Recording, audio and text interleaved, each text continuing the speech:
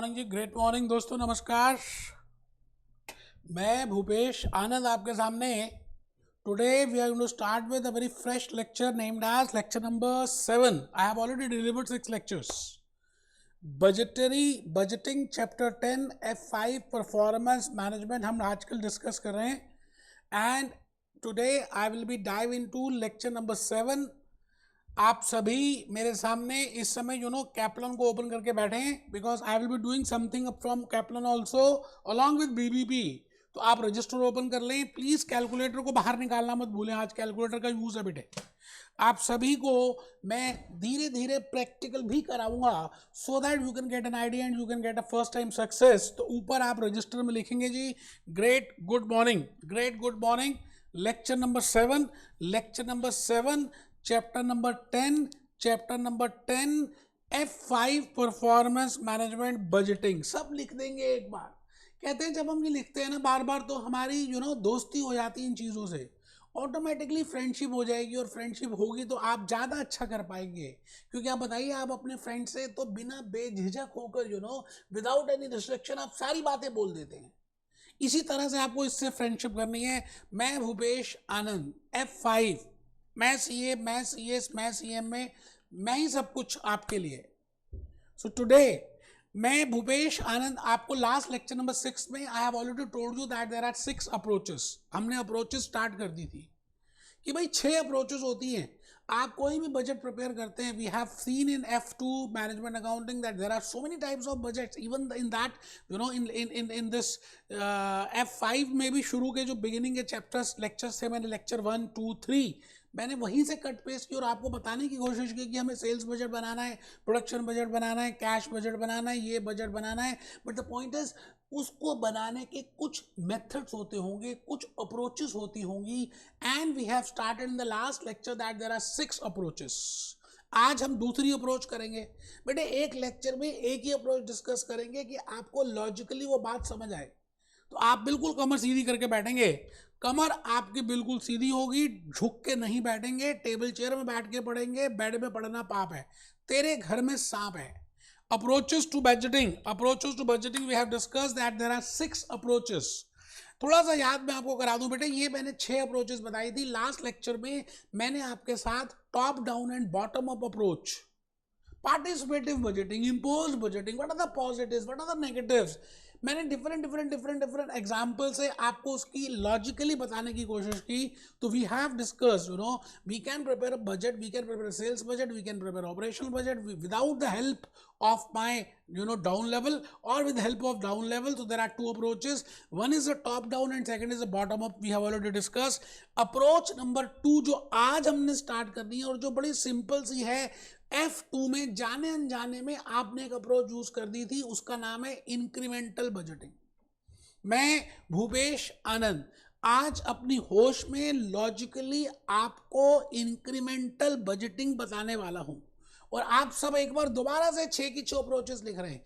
एक बच्चा दूसरे बच्चों को कहता है ये लिखी थी बेटा, फिर भी लिखनी है 6. You have to write down all the names of these 6 approaches. The first approach is top down and bottom up approach. Approach number 2 is incremental budgeting. Approach number 3 zero budgeting, zero base budgeting, very very important for F5. Zero base budgeting को मैंने थोड़ा सा बताया था F2 management accounting में, लेकिन यहाँ तो पूरी पिक्चर देखेंगे यार जीरो बेस बजटिंग है क्या. मैं ऐसे ऐसे एग्जांपल्स दूंगा कि आपको लॉजिकली समझ आएगा. Approach number 4 rolling budgets. Approach number 5 activity based budgeting. No doubt we have discussed a little bit in F2 in regard to activity based budgeting, but here we will be discussing in detail that what I want to say in regard to activity based budgeting. And the last is feed forward control. So there are 6 approaches. आप सब लिख रहे हैं, मुझे मालूम है आप सब मेरे हैं, मैं आपका हूं, इसलिए आप लिख रहे हैं और मैं आपको देख रहा हूं. आपको ऐसा लग रहा है कि बस मैं आपके सामने खड़ा हूं, अगर आप नहीं लिखेंगे तो मैं खींच के थप्पड़ मारूंगा. And today I will be starting with incremental budgeting. बेटे इतनी सिंपल है कि अगर मैं ये अप्रोच नहीं भी कराता तो आपको लॉजिकली फिर भी समझ आ जाता कि ये इंक्रीमेंटल अप्रोच है क्या. मैं कहता हूँ जी, आप बहुत छोटे से थे, स्कूल में जाते थे, 3rd क्लास में, 4th क्लास में आपके कुछ मार्क्स आए, 5th क्लास में मान लेते हैं 70%, I am just assuming. 5th class से अब आप प्राइमरी डिपार्टमेंट आपका कंप्लीट हो गया, now you have to move to 6th class. अब आप मुझे लॉजिकली बताइए कि 6th क्लास में आपके पेरेंट्स या आपकी जो नई क्लास टीचर है या आप अपने आप ही you have achieved 70% in class number 5th in standard number 5th, now you are moving to standard number 6th। तो आप क्या अज्यूम करेंगे कि आपके 6th में मार्क्स 70% ही आने चाहिए, फर्स्ट ऑप्शन, 70% से लेस आने चाहिए दूसरी ऑप्शन, और 70% से ज्यादा आने चाहिए तीसरी ऑप्शन। There are 3 options. आप बताइए logically speaking, rationally speaking, the marks which you will assume in class number 6 in standard number 6 should B, first point is it should be based on class number 5। Class number 5 में आपके 30% आए हैं मान लेते हैं, तो ऐसा थोड़ी है कि आप एकदम 90% अज्यूम कर लेंगे क्लास नंबर 6 में। No no, you can not do like this. It means the base, क्योंकि बेबी को बेस पसंद है। क्लास 6 का जो मार्क्स आएंगे that depends upon class number 5th। Along with that we will do something plus and something minus कि भाई आपके क्लास 5th में 70% आए, अब आप थोड़ा सा आपका हार्डवर्क इंक्रीज होगा, हम थोड़ी सी कोचिंग लगवा देंगे आपकी, थोड़ी पर्सनल कोचिंग देंगे, थोड़ी पेरेंट्स ने कहा जी हम आपको पर्सनल अटेंशन भी देंगे। It means your expectation in class number 6 should be more than 70% as compare to class number 5th। Getting my point? इसका मतलब ये जो आपने क्लास 6th में मार्क्स को कैलकुलेट किया, कुछ प्लस किया और कुछ माइनस किया, उन वेरिएशंस को ध्यान में रखते हुए मैं कहूंगा उसका नाम है इंक्रीमेंटल बजटिंग। आज मैं उसी अप्रोच को कराने वाला हूं। 99.99 जो आपने F2 में क्वेश्चंस किए, we have used this traditional method which is named as incremental budgeting। इसमें हमारे को पुराना एक ईयर का, Q1 का, Q2 का, ईयर 1 का, ईयर 0 का आपको इंफॉर्मेशन दिया होता था, और आप next year, future year, Q3, forecasted year, forecasted quarter की इंफॉर्मेशन की डाटा के नंबर्स को कैलकुलेट करते थे। आई थिंक आप समझ रहे हैं जो मैं कहना चाह रहा हूं बेटे, बस उसी का तो नाम है इंक्रीमेंटल बजटिंग। जैसे नाम कह रहा है इंक्रीमेंटल, आपने एक पिज्जा लिया और पिज्जा में बेस तो सेम है, मशरूम है, ओनियन है, टोमेटो है, पनीर है, बट आपने एक दो और ऐड करा दी। इसका मतलब पुराने बेस में कुछ प्लस किया, उसको बोल दिया that approach is named as incremental approach. तो लिखेंगे जी, बड़ी प्यारी सी प्यारी बातें आज हम डिस्कस करेंगे। ए पॉइंट में बिल्कुल ऐसे ही टाइमलाइन बनाएंगे बेटे, ऐसे ही टाइमलाइन बनाइए। T0 का मतलब आज से, अभी से, यहां से, इस लेवल से हमने शुरू किया, and we have to achieve this T1। हमें T1 तक पहुंचना है। Assume कर रहे हैं we want to prepare a budget for T1 and we are given the information in regard to T0. So we will do something plus and something minus from the T0 data and I can calculate T1। अब वो plus minus क्यों करेंगे? क्योंकि थोड़ा बहुत scenario change होता है ना यार, आपको समझ बढ़ेगी। आपको सपोजिंगली कोका कोला का Q2 में इतना बजट है $X का, $X बिलियन का, तो बेटे Q3 में Coca Cola will assume have a budget of more than $X billion, क्योंकि उसने थोड़ा मार्केट शेयर और अचीव किया, थोड़ा सा और उसकी विजिबिलिटी बढ़ी, थोड़ी सी और ब्रांड नेम बढ़ा। बेटे आपको पता है F3 फाइनेंशियल अकाउंटिंग में हम डिस्कस करते थे going concern concept. It means जब तक दुनिया चलेगी तब तक हमारा ये बजट चलेगा, हमारी कंपनी चलेगी और हम बड़े होते जाएंगे। जैसे आप भी तो फिजिकली बड़े होते जा रहे हो, नॉलेज लेवल में छोटे थे, अब आप बड़े हो रहे हो। सिमिलरली हम ये मानेंगे कि जो आपने लास्ट अटेम्प्ट में जो भी कुछ किया, जो भी क्वार्टर में जो भी अचीव किया, उसमें कुछ प्लस करेंगे और उसमें कुछ माइनस भी कर सकते हैं। It depends upon the situations, because situations तो चेंज हो रही हैं। तो मैं फर्स्ट ए पार्ट में आपने टाइमलाइन लिखा ट्रेडिशनल, मैंने कहा जी it is based on traditional, बीता हुआ जमाना। कोई याद आ रहा है मुझको, आपको स्कूल के दिन याद आ रहे हैं, किंडरगार्टन के दिन याद आ रहे हैं, है ना? तो ट्रेडिशनल के बेसिस पे उसको नया कुछ रंग डालकर हम जो नया बजट बनाएंगे, उस अप्रोच का नाम है incremental budgeting. C part, it starts with previous budget. कहानी वहीं से शुरू होगी किस्मत की, पिछले बजट से, जो आपने पिछले जन्म में किए वहीं से कहानी होगी नेक्स्ट जन्म की। ठीक है जी? तो it start from the previous budget और एक्चुअल रिजल्ट्स, जो भी आपके एक्चुअल रिजल्ट्स थे, है ना, उसके बेसिस पे चलेंगे, उसमें कुछ जमा करेंगे, उसमें कुछ घटा करेंगे. कई बार there can be a case of inflation, there can be a case of deflation as in case of Japan. So the point is, we will add something, we will do some moderations, we will do some deductions. That can be plus or minus. It depends upon the scenario. And then we will prepare a new figures. We will come out with a new figures, and those figures which we will be calculating for that quarter 3. And this approach is incremental approach. तो मैंने यहाँ पर कहा T2 को निकालना है, तो बेटे हम T1 का बेस रखेंगे क्योंकि बेबी को बेस पसंद है. T1 plus minus something. T3 को कैलकुलेट करना है तो हम T2 plus minus delta. Delta का मतलब ही होता है चेंज. इकोनॉमिक्स में आपने पढ़ा हुआ है, डेल्टा मीन्स चेंज. आप सब लिख रहे हैं बेटे, अगर आप नहीं लिख रहे हैं ना तो आपकी अंडरस्टैंडिंग उतनी नहीं ज़्यादा होगी जितनी मेरी अंडरस्टैंडिंग है या उस बच्चे के कंपैरेटिवली जो लिख भी रहा है. लिखना कंपलसरी है. मैं फिर रिपीट करता हूं, आप ऐसा मत सोचना कि आपके एमसीक्यू पेपर से तो लिखना नहीं है. आप प्लीज नोट डाउन करें, नोट्स प्रिपेयर करें. T2 is equal to T1 plus minus, T3 is equal to T2 plus minus D. This approach is best. अब कहते हैं ना कुछ अप्रोचेस किसी के लिए अच्छी होती है, जैसे आप भगवान ना करे आपके तबियत, रामलाल की बात करते हैं तो रामलाल का गला खराब है तो उसको गर्म चीजें अच्छी लगेंगी, उसको आइसक्रीम नहीं खानी चाहिए.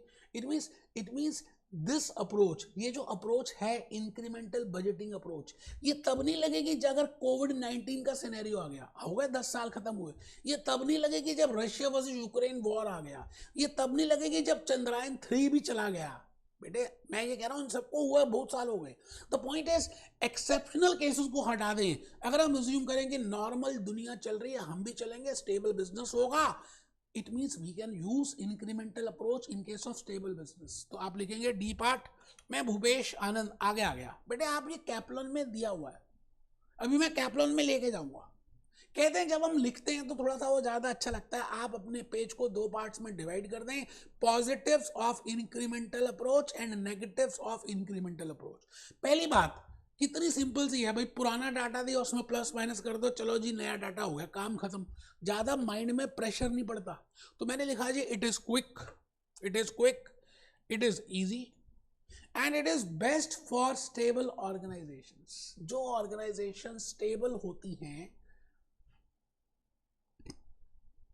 जनरली वो ऑर्गेनाइजेशंस, जैसे मैं कहता हूँ जो कॉलगेट पामोलिव है ना, फेविकोल पीडीलाइट है ना, एप्पल कंप्यूटर स्टेबल है, अपोलो टायर स्टेबल है, एसीसी सीमेंट स्टेबल है. तो generally those companies who are stable, you know, उनको पता है कि हमारा कोई मार्केट शेयर में इतना ज़्यादा कोई प्लस माइनस होने वाला नहीं है, and they are stable. Every year they are doing something more, they are doing extra. So those companies generally follow, वो कंपनीज जनरली फॉलो करती हैं बेटे, क्या फॉलो करती हैं, they companies follow this type of approach. तो मैं यहाँ पर आ गया जी. उसके बाद नेगेटिव लिख लीजिए. अब क्या है कि पुरानी गलतियाँ हम ध्यान नहीं देते, उन्हीं में प्लस माइनस कर देते हैं. हम ज़्यादा खुरेदते नहीं, we don't go in the x-ray, we don't go in the analysis. तो जो पुरानी मिस्टेक्स हैं वो चलती आ रही हैं. तो यहाँ देखिए जी, it contains previous problems and inefficiencies.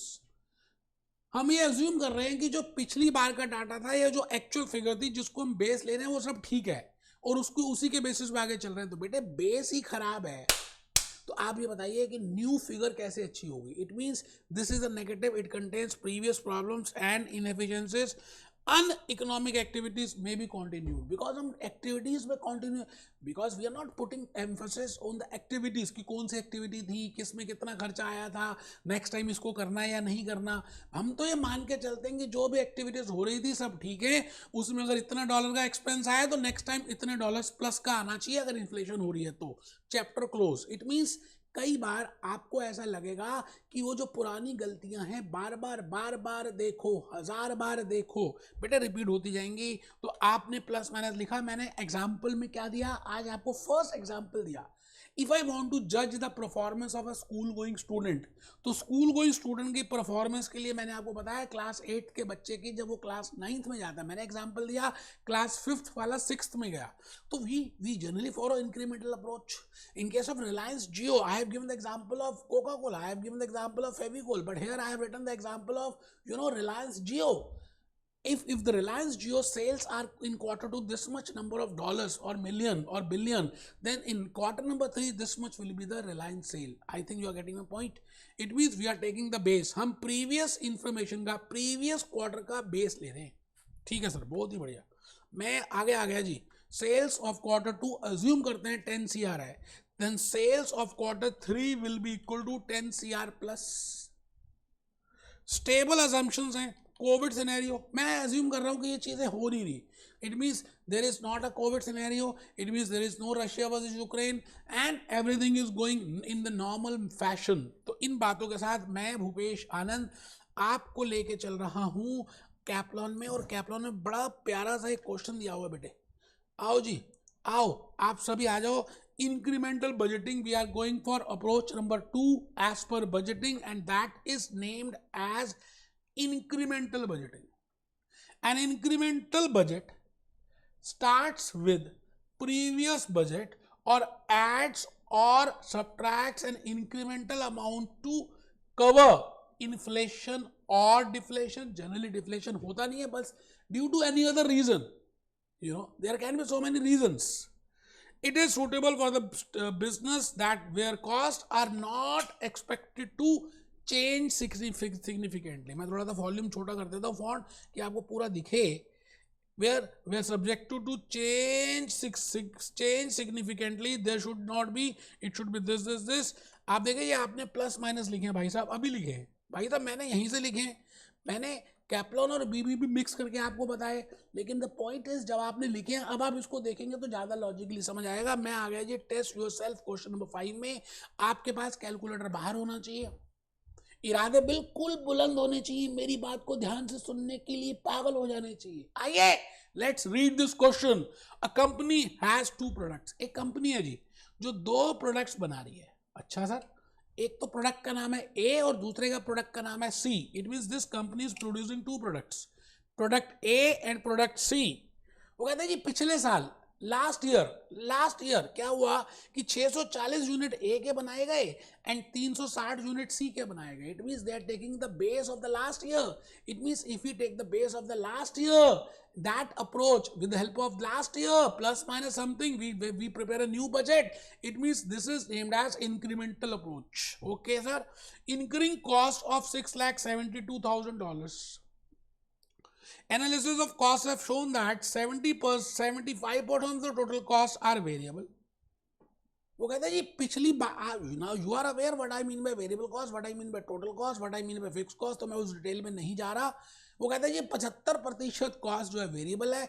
Variable का मतलब है जो कॉस्ट प्रोडक्शन ऑफ यूनिट्स के हिसाब से चेंज होती रहती है, वेरी होती रहती है, and 25% of the cost is fixed.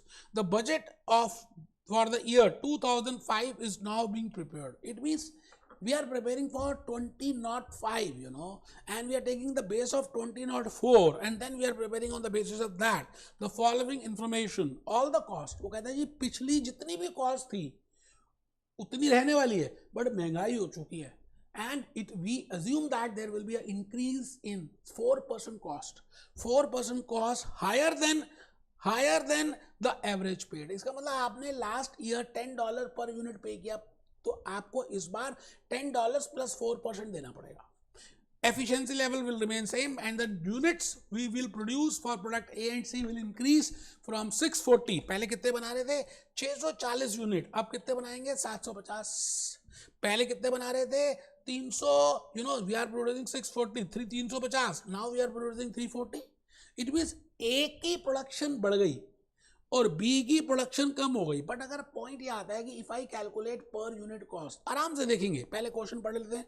What is the total budgeted cost? आपको क्या कैलकुलेट करना है?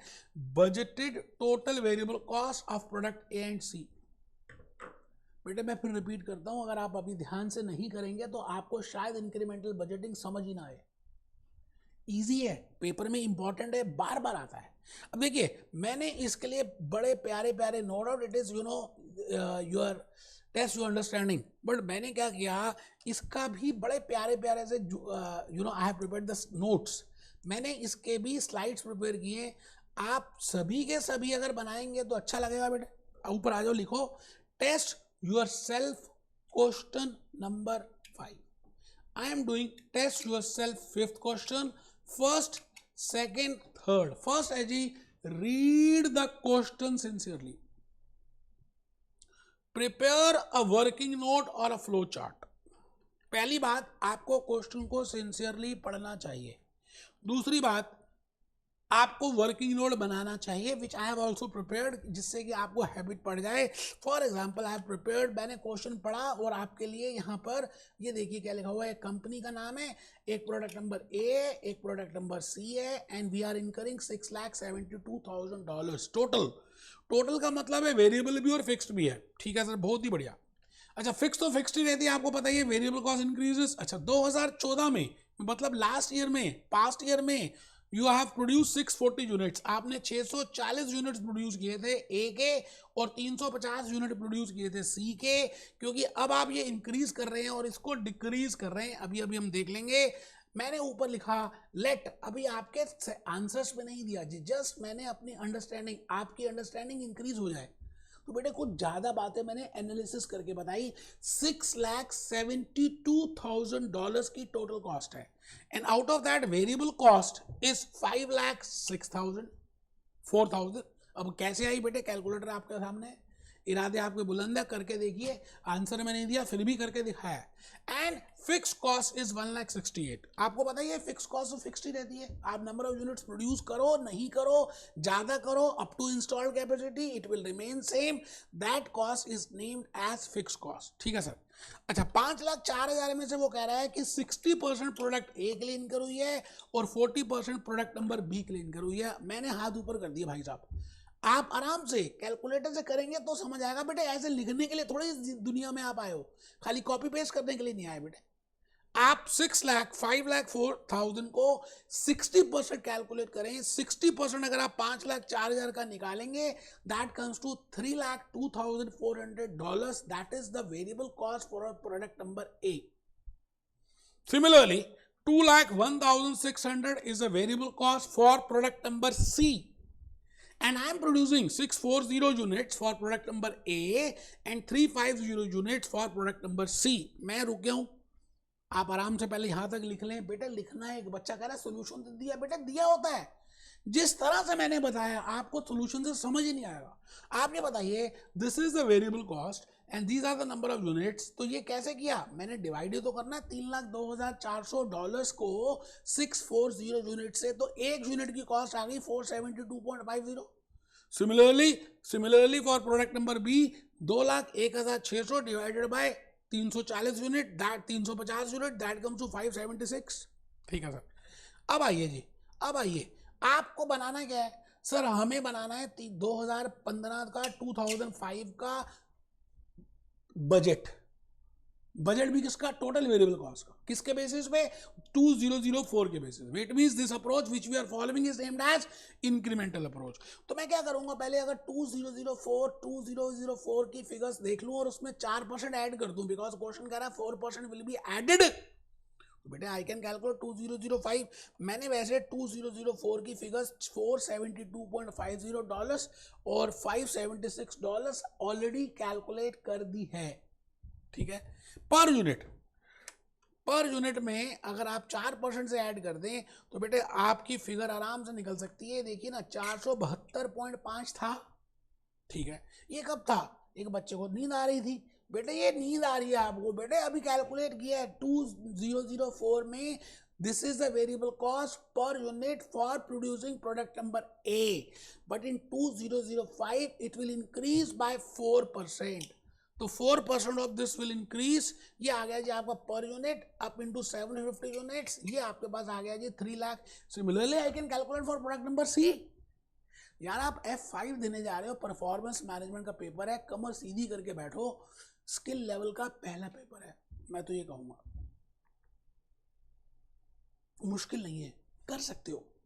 जल्दी से नोट करो और प्रोडक्ट नंबर सी के लिए कैलकुलेट करके बताओ how much is for product number C. Product number C के लिए कैलकुलेट करो कि भाई प्रोडक्ट नंबर सी में टोटल वेरिएबल कॉस्ट कितनी आएगी। ठीक है जी, हम मिल रहे हैं लेक्चर नंबर 8 में। बेटा देयर आर 6 अप्रोचेस, 2 अप्रोचेस करा दी। हर अप्रोच को मैं अलग सेपरेट लेक्चर में कराऊंगा। Be happy, B jolly, B cheerful.